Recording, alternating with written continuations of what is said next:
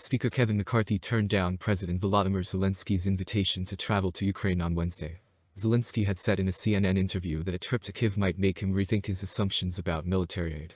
The discussion takes place at a time when some of Mr. McCarthy's fellow Republicans in Congress are debating or objecting to the sizable aid that the U.S. has given to Ukraine.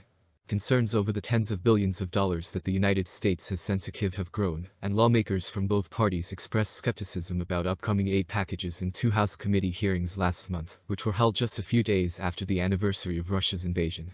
Mr. McCarthy has to come here to see how we work, what's happening here, what war caused us, which people are fighting now, who are fighting now, Mr. Zelensky said in the interview with CNN. He continued, "I think it would help him with his position if Mr. McCarthy visited Ukraine." However, the request was swiftly rejected by the House Speaker. "I don't have to travel to Ukraine or Kyiv to see it, Mr. McCarthy told CNN, adding that I will continue to receive my briefings and other information. "And I've always made the point that I won't write anything a blank check." Calls and emails to Mr. McCarthy's office went unanswered right away. Since the war started, several high-ranking Americans have visited Kyiv, some of them within the last 2 months.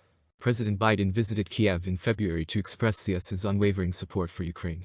He followed Mr. Zelensky through the streets of the Ukrainian capital, as air raid sirens wailed. A week later, the transfer of $1.25 billion in economic and budget support to Ukraine was announced during a visit by Treasury Secretary Janet L. Yellen to Prime Minister Denys Shmyhal. Merrick B. Garland, the Attorney General, also met with Mr. Zelensky last week and went to a conference in Lviv. Although enthusiasm has waned as the war drags on, there had been strong bipartisan support in Congress for providing military assistance to Ukraine. It might be challenging for the Biden administration to obtain support for additional funding measures, given that the House is under Republican control.